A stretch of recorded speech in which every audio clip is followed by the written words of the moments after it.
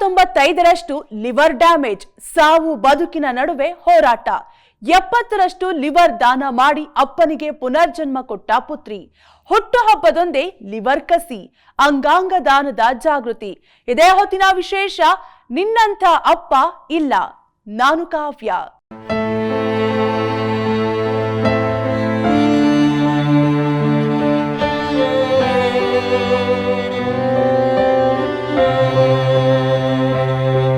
ತಂದೆ ಮತ್ತು ಮಕ್ಕಳ ನಡುವೆ ಒಂದು ವಿಶಿಷ್ಟವಾದ ಬಾಂಧವ್ಯ ಇರುತ್ತೆ. ಅದರಲ್ಲೂ ಹೆಣ್ಣು ಮಗುವಾದ್ರೆ ಮಗುವಿನ ಜೊತೆ ಅಪ್ಪನ ಸುಮಧುರ ಬಾಂಧವ್ಯವು ಶುರುವಾಗುತ್ತೆ. ಇನ್ನು ಮಗಳಿಗಂತೂ ಅಪ್ಪನೇ ಸರ್ವಸ್ವ, ಅಷ್ಟು ಪ್ರೀತಿ. ತಂದೆಗೆ ತನ್ನ ಮಗಳೇ ಎರಡನೇ ತಾಯಿಯಾಗಿರ್ತಾಳೆ. ಮಗಳು ತಾಯಿಯಂತೆಯೇ ತಂದೆಯ ಕಾಳಜಿ ವಹಿಸ್ತಾಳೆ. ಇದಕ್ಕೆ ಸಾಕಷ್ಟು ಉದಾಹರಣೆ ಸಿಗ್ತವೆ. ಇನ್ನು ಇಲ್ಲೊಬ್ಬ ಮಗಳು ತನ್ನ ಜೀವದ ಬಗ್ಗೆ ಕಾಳಜಿ ಮಾಡದೆ ತಂದೆಗೆ ಪುನರ್ಜನ್ಮ ನೀಡಿದ್ದಾಳೆ. ಆಕೆ ತನ್ನ ತಂದೆಗಾಗಿ ಮಾಡಿದ ಆ ತ್ಯಾಗ ಯಾವುದು ಅನ್ನೋದನ್ನ ನೋಡೋಣ ಇಂದಿನ ಸ್ಪೆಷಲ್ ಸ್ಟೋರಿಯಲ್ಲಿ. ನೋಡಿದ್ರಲ್ಲ ಈ ಅಪ್ಪ ಮಗಳ ಜೋಡಿಯನ್ನ. ಯಾಕಂದ್ರೆ ಇವರಿಬ್ರು ಒಬ್ಬರನ್ನೊಬ್ಬರು ಅಷ್ಟರ ಮಟ್ಟಿಗೆ ಪ್ರೀತಿಸ್ತಾರೆ.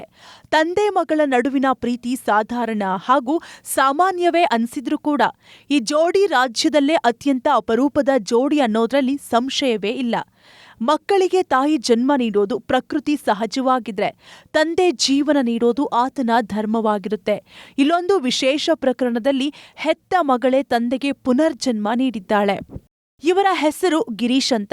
ಕಳೆದ 15ರಿಂದ 20 ವರ್ಷಗಳಿಂದ ನಗರದ ಮಲ್ಲೇಶ್ವರಂನ ಪೈಪ್ಲೈನ್ ರೋಡ್ನಲ್ಲಿ ಸಣ್ಣ ಹೋಟೆಲ್ ನಡೆಸ್ತಾ ಇದ್ರು. 10 ವರ್ಷಗಳಿಂದ ವ್ಯಾಪಾರದಲ್ಲಿ ಎಲ್ಲವೂ ಚೆನ್ನಾಗಿದ್ರು. ಆರೋಗ್ಯದಲ್ಲಿ ಮಾತ್ರ ಸಣ್ಣ ಪುಟ್ಟ ಸಮಸ್ಯೆ ಇವರನ್ನ ಕಾಡುತ್ತಲೇ ಇತ್ತು.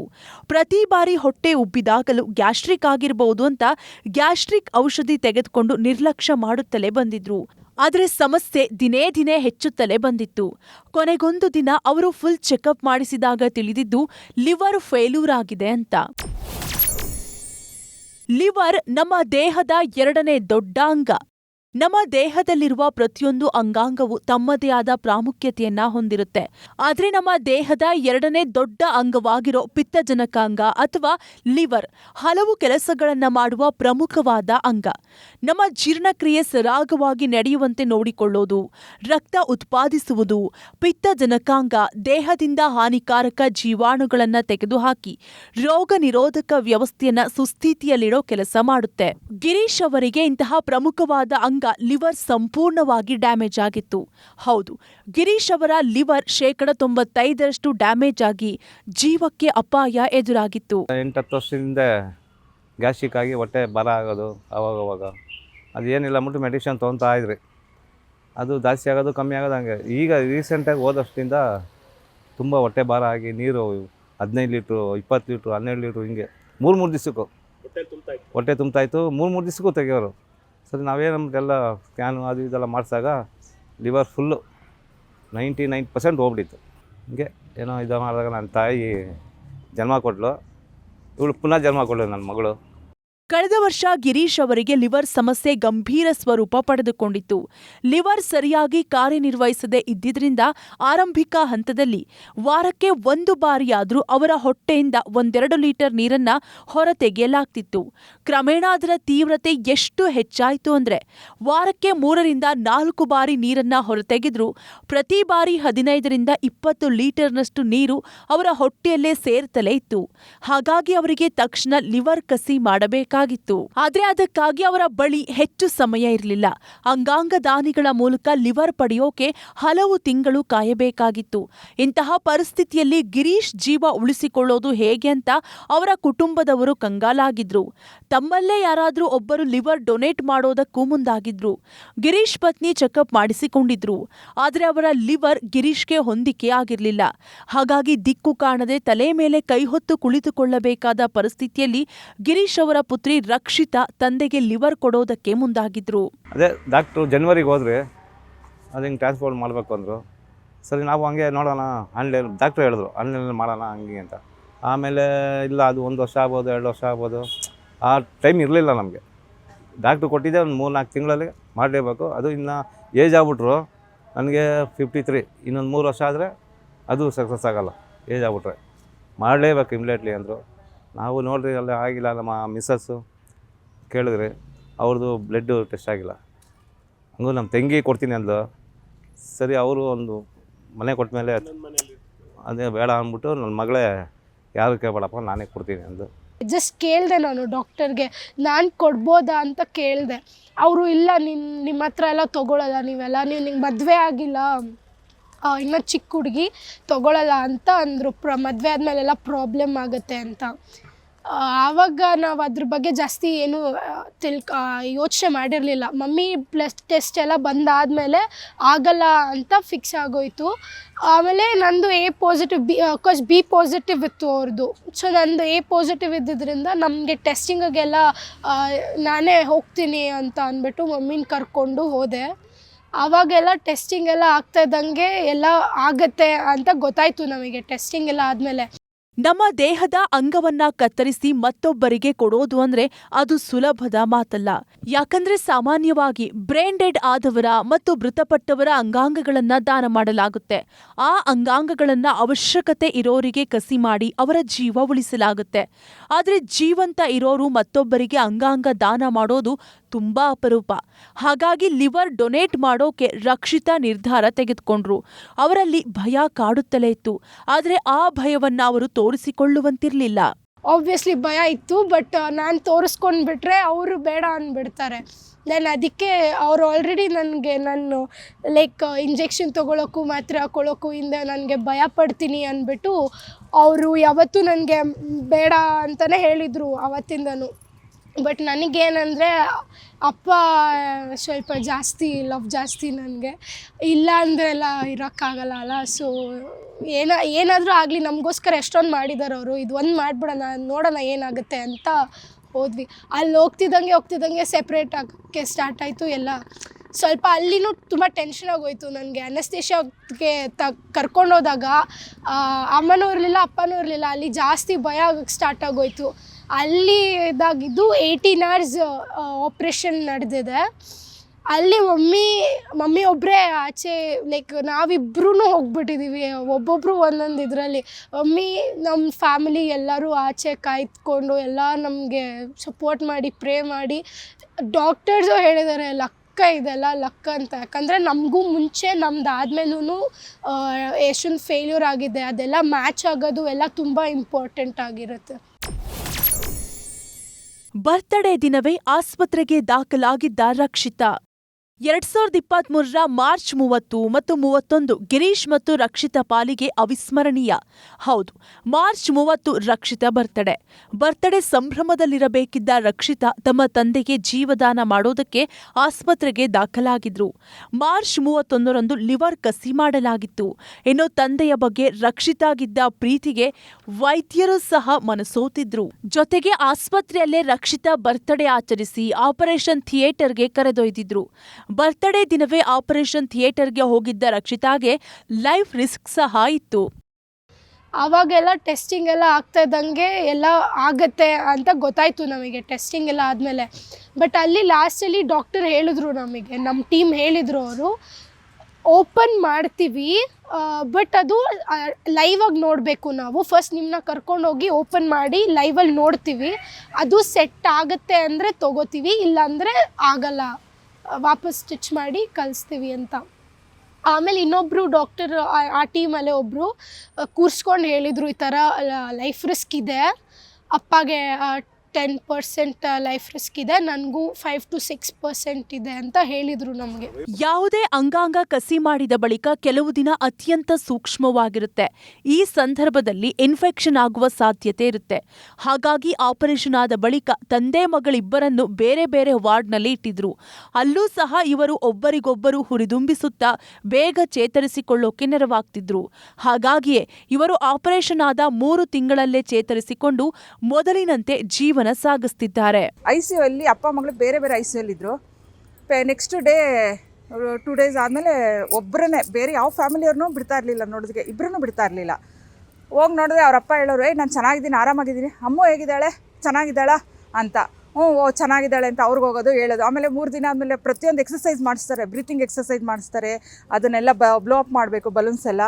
ಅವರು ವೀಡಿಯೋ ಮಾಡಿ ಕಳಿಸೋರು, ನೋಡು ನಾನು ಎಷ್ಟು ಹೆಲ್ತಿಯಾಗಿದ್ದೀನಿ, ಅವಳಿಗೆ ಹೋಗಿ ತೋರಿಸು, ಅವಳಿಗೆ ಹೇಳು, ಡಾಕ್ಟ್ರುಗಳೆಲ್ಲ ನಂಗೆ ಹೇಳ್ತಾ ಇದ್ದಾರೆ, ನೀವೇ ಸ್ಟ್ರಾಂಗು, ಎಷ್ಟು ಚೆನ್ನಾಗಿ ರೆಡಿ ಆಗ್ತಿದ್ದೀರಾ ಅಂತ. ಅವರಪ್ಪ ಅವಳಿಗೆ ಅಲ್ಲಿಂದ ಬೂಸ್ಟಪ್ ಮಾಡೋರು.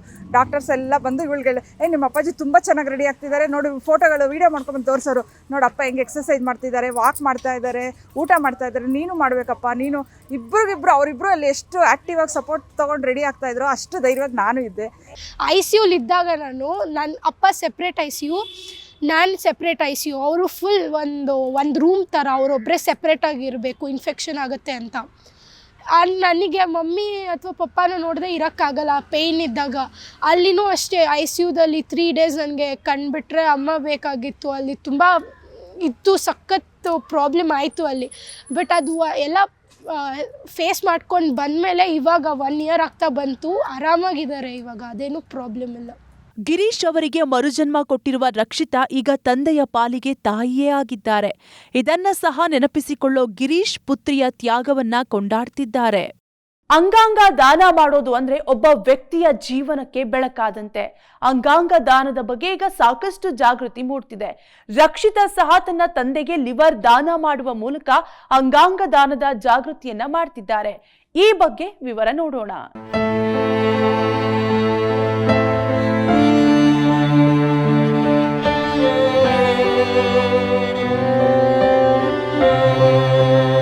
ಕುಟುಂಬದಲ್ಲಿ ದೊಡ್ಡ ಸಮಸ್ಯೆ ಎದುರಾದಾಗ ಎಲ್ಲರೂ ಒಂದು ಕ್ಷಣ ಧೈರ್ಯ ಕಳೆದುಕೊಳ್ಳೋದು ಸಾಮಾನ್ಯ. ಆದರೆ ಗಿರೀಶ್ ಮತ್ತು ಅವರ ಮಗಳ ನಡುವೆ ಗಟ್ಟಿ ಗೋಡೆಯಾಗಿ ನಿಂತಿದ್ದು ಗಿರೀಶ್ ಪತ್ನಿ ಜಯಶ್ರೀ. ಇಲ್ಲಿ ಮಗಳ ಭವಿಷ್ಯವೂ ಮುಖ್ಯ, ಗಂಡನ ಜೀವವೂ ಮುಖ್ಯ. ಇವರಿಬ್ಬರಲ್ಲಿ ಒಬ್ಬರಿಲ್ಲ ಅಂದ್ರೂ 2 ಕಣ್ಣುಗಳನ್ನ ಕಳೆದುಕೊಂಡಂತೆ.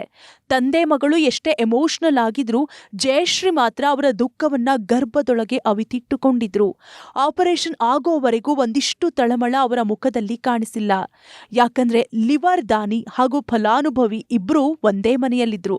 ಯಾರ ಮುಂದೆ ಕಣ್ಣೀರ್ ಹಾಕಿದ್ರು ಸಮಸ್ಯೆ ಗ್ಯಾರಂಟಿ ಅನ್ನೋದು ಅವರಿಗೆ ತುಂಬಾ ಚೆನ್ನಾಗಿ ಗೊತ್ತಿತ್ತು. ಅಂತಹ ಸಂಕಷ್ಟದ ಸಮಯವನ್ನು ನಿಭಾಯಿಸಿದ ಇವರ ಮನೆಯಲ್ಲೀಗ ಸಂತೋಷ ಮನೆ ಮಾಡಿದೆ. ಕುಟುಂಬದಲ್ಲಿ ನನ್ನ ಮಗಳು ಅಪ್ಪನ ಉಳಿಸ್ಕೊಂಡ್ಲು, ತಾಯಿಗೆ ಗಂಡನ ಕೊಟ್ಲು, ಅಣ್ಣಂದ್ರಿಗೆ ತಮ್ಮನ ಕೊಟ್ಲು. ಹಾಗೆ ಒಂದು ಜೀವ ಎಷ್ಟು ಸಂಬಂಧನೆಲ್ಲ ಉಳಿಸಿ ಒಂದು ಕುಟುಂಬನ ಬೆಳೆಸಿದೆ. ಅದಿವತ್ತು ನಾವು ಅಷ್ಟೇ ಎಮೋಷನಲ್ ಬಾಂಡಿಂಗ್ ನಮ್ಮ ಫ್ಯಾಮಿಲಿ ತುಂಬ ಗಟ್ಟಿಯಾಗಿದೆ. ಎಲ್ಲ ಫ್ಯಾಮಿಲಿಯಲ್ಲೂ ಇರುತ್ತೆ, ಕಷ್ಟ ಬಂದಾಗ ಮುಂದೆ ಬಂದು ಒಬ್ರಿಗೊಬ್ರು ಸಪೋರ್ಟ್ ಮಾಡ್ತೀವಲ್ಲ, ಅದೇ ಮೇಯ್ನು. ಅದಕ್ಕೋಸ್ಕರ ನಾನು ಹೇಳೋದು, ಎಲ್ಲರ ಹತ್ರ ಯಾರು ಭಯ ಪಡಬೇಡಿ, ಆರಾಮಾಗಿ ಒಳ್ಳೆಯದೇ ಆಗುತ್ತೆ. ತಂದೆ ತಾಯಿ ಯಾರಿಗೇ ಆಗಲಿ, ಇವಾಗ ಮಕ್ಕಳು ಕಷ್ಟದಲ್ಲಿದ್ದರೆ ತಂದೆ ತಾಯಿ ಹಿಂದೇಟಾಗಲ್ಲ, ಹಾಗೆ ತಂದೆ ತಾಯಿ ಕಷ್ಟದಲ್ಲಿದ್ದರೆ ಮಕ್ಕಳು ಹಿಂದೇಟಾಗೋದು ಬೇಡ. ಹೆಣ್ಮಕ್ಳಾಗಲಿ ಗಂಡು ಮಕ್ಕಳಾಗಲಿ ಅದೇ ತಂದೆ ತಾಯಿನೇ ಹೆತ್ತಿರೋದು ಹೊತ್ತಿರೋದು ಸಾಕಿರೋದು.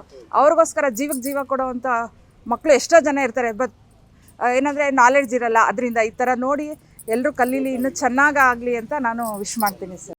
ಗಿರೀಶ್ ಅವರ ಲಿವರ್ ಸಂಪೂರ್ಣವಾಗಿ ಹಾಳಾಗಿದ್ರಿಂದ ರಕ್ಷಿತಾ ತಮ್ಮ ದೇಹದಲ್ಲಿದ್ದ ಲಿವರ್ನ 70% ಭಾಗವನ್ನ ದಾನ ಮಾಡಿದ್ರು. ವೈದ್ಯರು ರಕ್ಷಿತಾರ 3/4 ಭಾಗ ಲಿವರ್ ಅನ್ನ ಗಿರೀಶ್ ಅವರ ದೇಹದಲ್ಲಿ ಕಸಿ ಮಾಡಿದ್ರು. ನಮ್ಮ ದೇಹದಲ್ಲಿ ಯಾವುದೇ ಅಂಗಾಂಗವನ್ನ ದಾನ ಮಾಡಿದ್ರೂ ಅದು ಮತ್ತೆ ಬೆಳೆಯೋದಿಲ್ಲ. ಆದ್ರೆ ಲಿವರ್ಗೆ ಮತ್ತೆ ಬೆಳೆದು ತನ್ನ ಕಾರ್ಯನಿರ್ವಹಿಸೋ ಸಾಮರ್ಥ್ಯ ಇರುತ್ತೆ. ಹಾಗಾಗಿ 3/4 ಪಾಲು ಲಿವರ್ ಇಲ್ಲದಿದ್ರೂ ರಕ್ಷಿತಾ ಕೇವಲ 2-3 ತಿಂಗಳಲ್ಲಿ ಮತ್ತೆ ಚೇತರಿಸಿಕೊಂಡಿದ್ರು.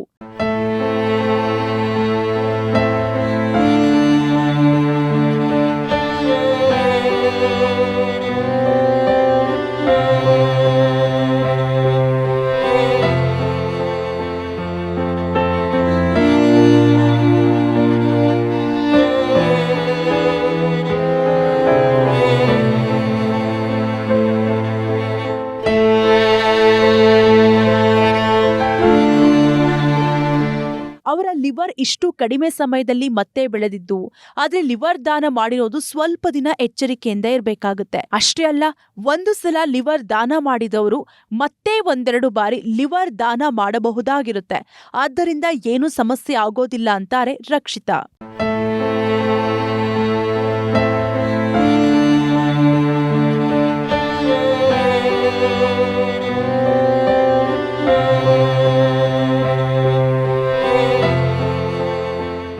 ನಂದು 70% ಲಿವರ್ನ ಅಪ್ಪಗೆ ಹಾಕಿದ್ದಾರೆ. ಮೆಡಿಕೇಶನ್ ಎಲ್ಲ ಪ್ರಾಪರ್ ಆಗಿದ್ರೆ ಅದು ಫೀಲ್ ಗೊತ್ತಾಗಲ್ಲ. ಅದು 2 to 3 monthsಲ್ಲಿ ಬೆಳ್ಕೊಂಡು ಬಿಡ್ತು ನಮಗೆ. ಬಟ್ ಅದ್ರದ್ದು ಪೇಯ್ನು ಎಲ್ಲ ಇರುತ್ತೆ ಸ್ವಲ್ಪ ತಿಂಗಳು, ಒಂದು 6 ಮಂತ್ಸ್ವರೆಗೂ. ಬಟ್ ಈಗಲೂ ನಾವು ಏನು ಭಾರ ಎತ್ತೋದು ಅದೆಲ್ಲ ಮಾಡೋಂಗಿಲ್ಲ, ಇನ್ನೂ 1 ಇಯರ್ ಮಾಡೋಂಗಿಲ್ಲ. ಅದುವರೆಗೂ ಸ್ವಲ್ಪ ಹುಷಾರಾಗಿದ್ದರೆ ಲಿವರ್ ಕೊಟ್ಟು ನನಗೆ ಏನೂ ಸಮಸ್ಯೆ ಆಗಿಲ್ಲ. ಅದು ನನಗೆ ಇನ್ನೂ ಒಂದ್ಸತಿ ಕೊಡಬೇಕಂದ್ರೂ ಕೊಟ್ಬಿಡ್ತೀನಿ, ಯಾಕಂದರೆ ಅಷ್ಟು ಲಿವರ್ ಗ್ರೋ ಆಗುತ್ತೆ. ಅದು ಇನ್ನೊಂದು ಸತಿ ಕೊಡ್ಬೋದಂತೆ, ಅದು ಒಂದು ಸತಿ ಅಲ್ಲ, ಕೊಟ್ಟಿರೋರೆ ಇನ್ನೊಂದು ಸತಿ ಕೊಡ್ಬೋದಂತೆ. ಅದು ಗ್ರೋ ಆಗುತ್ತೆ, ಅದು ಒಂದೇ ಆರ್ಗನ್ ನಮ್ಮ ಬಾಡೀಲಿ ಕಟ್ಟಾದರೂ ಗ್ರೋ ಆಗೋಂಥದ್ದು. ಸೊ ಇವಾಗ ನಮ್ಮ ಅಪ್ಪದು ಅಷ್ಟೇ, ಅದು ನರ್ವೆಲ್ಲ ಕಟ್ ಮಾಡಿ, ಅವ್ರದ್ದು ನರ್ವೆಲ್ಲ ಕಟ್ ಮಾಡಿ ನನ್ನ ನರ್ವ್ ತೊಗೊಂಡು ಅವ್ರ ನರ್ವ್ಗೆ ಸ್ಟಿಚ್ಚೆಲ್ಲ ಮಾಡಿದ್ದಾರೆ. ಅದು ಗ್ರೋ ಆಗೋದ್ರಿಂದ ಏನೂ ಪ್ರಾಬ್ಲಮ್ ಆಗೋಲ್ಲ. ಒಂದು ಸ್ಟೇಜ್ ಇರುತ್ತೆ, ಸ್ವಲ್ಪ ಪ್ರಾಬ್ಲಮ್ ಆಗುತ್ತೆ, ಪೇಯ್ನ್ ಆಗುತ್ತೆ, ಅದೆಲ್ಲ ಫೇಸ್ ಮಾಡ್ಕೊಂಡು ಬಂದರೆ ಪೀಸ್ ಆಗಿರ್ಬೋದು. ಲಿವರ್ ಟ್ರಾನ್ಸ್ಪ್ಲಾಂಟ್ ಅಂತ ದೊಡ್ಡ ಆಪರೇಷನ್ ಆಗಿದ್ರೂ ಸಹ ರಕ್ಷಿತಾ ಸಾಮಾನ್ಯ ಜೀವನ ನಡೆಸ್ತಿದ್ದಾರೆ. ಕಳೆದ ವಾರವಷ್ಟೇ ರಕ್ಷಿತಾ ಮದುವೆಯಾಗಿದ್ದು, ಪತ್ನಿ ರಕ್ಷಿತಾ ತಂದೆಗೆ ಲಿವರ್ ನೀಡಿದ್ದು ಆಕೆಗಿಂತ ತನಗೆ ಹೆಚ್ಚು ಹೆಮ್ಮೆ ಅಂತಾರೆ. ರಕ್ಷಿತಾ ಲಿವರ್ ಡೊನೇಟ್ ಮಾಡಿರೋದು ನನಗೆ ಒಂಥರ ಪ್ರೌಡ್ ಫೀಲ್ ಆಗುತ್ತೆ. ತಂದೆ ತಾಯಿ ಋಣ ಯಾರೂ ತೀರ್ಸೋಕ್ಕಾಗಲ್ಲ ಅಂತಾರೆ.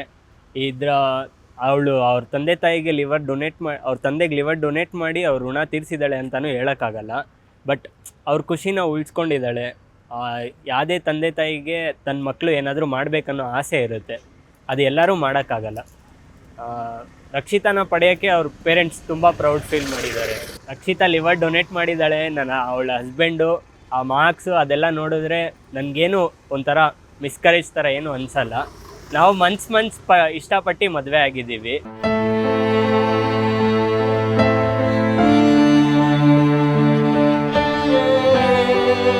ರಕ್ಷಿತಾ ತನ್ನ ತಂದೆಗೆ ಲಿವರ್ ದಾನ ಮಾಡೋ ಮೂಲಕ ತಂದೆಯ ಪ್ರಾಣ ಉಳಿಸಿದ್ದಾರೆ. ಜೊತೆಗೆ ಅಂಗಾಂಗ ದಾನ ಮಾಡುವ ಮೂಲಕ ಸಮಾಜಕ್ಕೆ ಮಾದರಿಯಾಗಿದ್ದಾರೆ.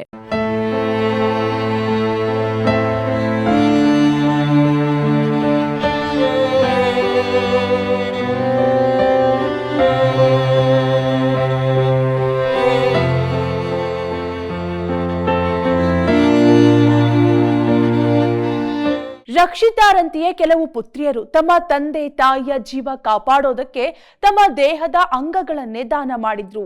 ತಮ್ಮ ಪೋಷಕರ ಜೀವ ಉಳಿಸೋದಕ್ಕಾಗಿ ಗಟ್ಟಿ ನಿರ್ಧಾರ ತೆಗೆದುಕೊಂಡವರ ಬಗ್ಗೆ ವಿವರ ನೋಡೋಣ.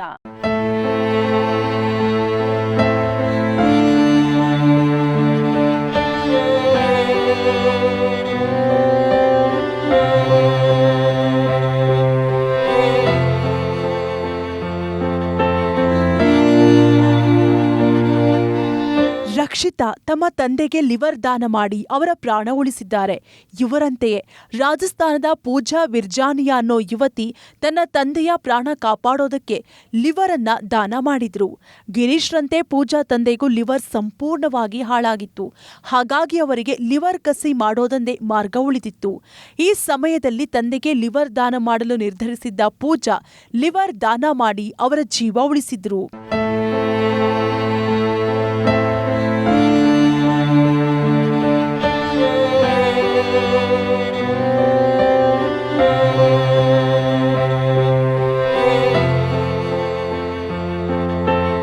ಬಿಹಾರದ ಮಾಜಿ ಸಿಎಂ ರಾಷ್ಟ್ರೀಯ ಜನತಾದಳ ಪಕ್ಷದ ಸುಪ್ರೀಮೋ ಲಾಲೂ ಪ್ರಸಾದ್ ಯಾದವ್ ಹಲವು ದಿನಗಳಿಂದ ಅನಾರೋಗ್ಯದಿಂದ ಬಳಲ್ತಿದ್ದಾರೆ. ಅದರಲ್ಲೂ ಅವರಿಗೆ ಕಿಡ್ನಿ ಸಂಬಂಧಿ ಸಮಸ್ಯೆ ದೊಡ್ಡದಾಗಿ ಕಾಡಿತ್ತು. ಕಿಡ್ನಿ ವೈಫಲ್ಯದಿಂದ ಬಳಲ್ತಾ ಇದ್ದ ಲಾಲೂ ಪ್ರಸಾದ್ ಯಾದವ್ 2022ರ ಡಿಸೆಂಬರ್ನಲ್ಲಿ ಸಿಂಗಾಪುರದಲ್ಲಿ ಕಿಡ್ನಿ ಟ್ರಾನ್ಸ್ಪ್ಲಾಂಟ್ ಮಾಡಲಾಗಿತ್ತು. ಅಂದು ಲಾಲೂ ಪ್ರಸಾದ್ ಯಾದವ್ಗೆ ಕಿಡ್ನಿ ದಾನ ಮಾಡಿದ್ದು ಅವರ ಕಿರಿಯ ಪುತ್ರಿ ರೋಹಿಣಿ. ಹೌದು, ರೋಹಿಣಿ ತಮ್ಮ ದೇಹದ ಒಂದು ಅಂಗವನ್ನ ತಂದೆಗೆ ದಾನ ಮಾಡಿ ತಂದೆಯ ಋಣ ತೀರಿಸಿದ್ರು.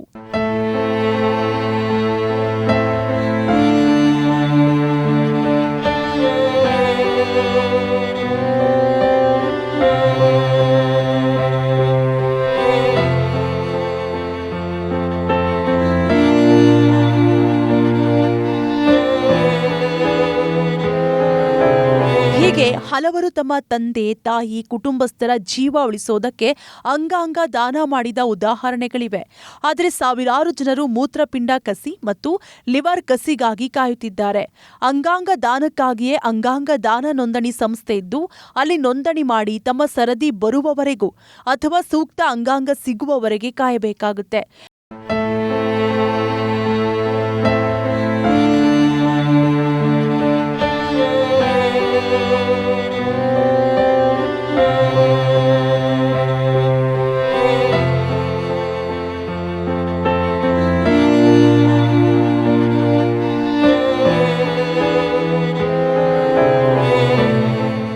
ದೇಶಾದ್ಯಂತ ಪ್ರತಿ ವರ್ಷ 2 ಲಕ್ಷಕ್ಕೂ ಹೆಚ್ಚು ಜನರು ಲಿವರ್ ಸಂಬಂಧಿ ಕಾಯಿಲೆಗಳಿಂದ ಮೃತಪಡುತ್ತಿದ್ದು, ಲಿವರ್ ಕಸಿಯ ಬೇಡಿಕೆ ಎಷ್ಟಿದೆ ಅನ್ನೋದನ್ನ ತೋರಿಸುತ್ತೆ. ಈಗ ಅಂಗಾಂಗ ದಾನದ ಬಗ್ಗೆ ಜಾಗೃತಿ ಮೂಡುತ್ತಿದ್ದು, ಸಾಕಷ್ಟು ಜನ ಅಂಗಾಂಗ ದಾನದ ಮೂಲಕ ಸಾರ್ಥಕತೆ ಮೆರೆಯುತ್ತಿದ್ದಾರೆ.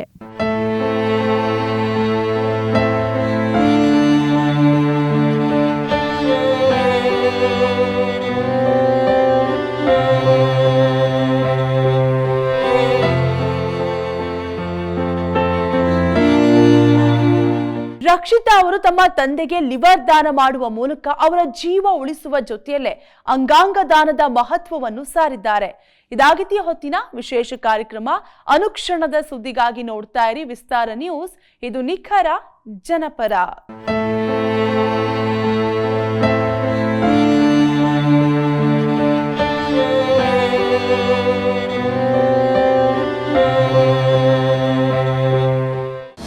ಅನುಕ್ಷಣದ ಸುದ್ದಿಗಳಿಗಾಗಿ ವಿಸ್ತಾರ ನ್ಯೂಸ್ ಯೂಟ್ಯೂಬ್ ಚಾನೆಲ್ ಸಬ್ಸ್ಕ್ರೈಬ್ ಮಾಡಿ. ಹೊಸ ಸುದ್ದಿಗಳ ನೋಟಿಫಿಕೇಶನ್ಗಾಗಿ ಬೆಲ್ ಐಕಾನ್ ಕ್ಲಿಕ್ ಮಾಡಿ. ಲೇಟೆಸ್ಟ್ ಅಪ್ಡೇಟ್ಸ್ಗಾಗಿ www.vistaranews.com ವೆಬ್ಸೈಟ್ಗೆ ವಿಸಿಟ್ ಮಾಡಿ. ಅಂಗೈಯಲ್ಲೇ ಜಗತ್ತಿನ ಸುದ್ದಿ ತಿಳಿಯಲು ವಿಸ್ತಾರ ನ್ಯೂಸ್ ಕನ್ನಡ ಆಪ್ ಡೌನ್ಲೋಡ್ ಮಾಡಿ.